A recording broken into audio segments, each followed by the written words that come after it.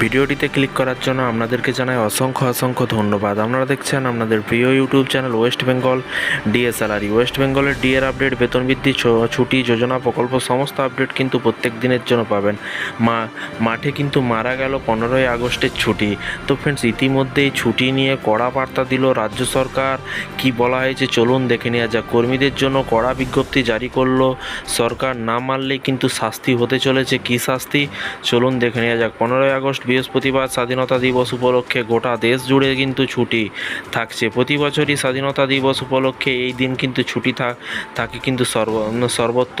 তবে এবার আর তেমনটা হবে না। এবার কেন্দ্রীয় সরকারের উচ্চ পদস্থ আধিকারিকের জন্য এক নির্দেশিকা জারি করা হয়েছে। কেন্দ্রীয় সরকারের উচ্চ পদস্থ আধিকারিকের জন্য এক নির্দেশিকা জারি করে বলা হয়েছে যে তাতে বলা হয়েছে যে সরকারের তরফে আমন্ত্রিত আধিকারিকরা এবং সরকারি কর্মচারীদের কিন্তু বাধ্যতামূলকভাবে কিন্তু লাল্লায় উপস্থিত থাকতে হবে। লাল্লায় কিন্তু উপস্থিত থাকতে হবে। 15ই আগস্ট ছুটি নিয়ে কর্মীদের জন্য কড়া বিজ্ঞপ্তি জারি করলো। এই মর্মে ক্যাবিনেটের সচিব রাজীব গাওবা নির্দেশিকা জারি করে জানিয়েছেন যে যেখানে সরকারি কর্মচারীদের উদ্দেশ্যে বলা হয়েছে, দেখা যায় আমন্ত্রিত হওয়া সত্ত্বেও অনেক সরকারি কর্মী স্বাধীনতা দিবসের অনুষ্ঠানে কিন্তু যোগ দেন না, যা একেবারেই কাম্য নয়। এবং স্বাধীনতা দিবসে সরকারি কর্মচারীদের যোগ দেওয়াটা কিন্তু দায়িত্বের মধ্যে পড়ে। চিঠিতে আরও বলা হয়েছে যে আমন্ত্রিত যে সকল সরকারি কর্মীরা অনুষ্ঠানে যোগ দেবেন না, অর্থাৎ অনুপস্থিত থাকবেন, তাদের বিরুদ্ধে সরকারের তরফে কড়া পদক্ষেপ করা হবে।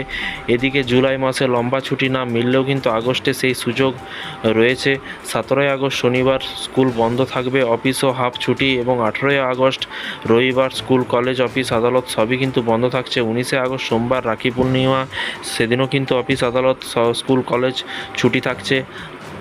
তার আগে শনিবার রবিবার এমনিতেই ছুটি, আর রাখির হলিডে যোগ করে নিলে কিন্তু টানা 3 দিন ছুটির সুযোগ। এবং 24শে আগস্ট চতুর্থ শনিবার থাকায় ব্যাংক ছুটি থাকছে, স্কুল অফিসেও হাফ ছুটি থাকবে। এরপরে কিন্তু 25শে আগস্ট রবিবার সর্বত্রই কিন্তু ছুটি থাকবে।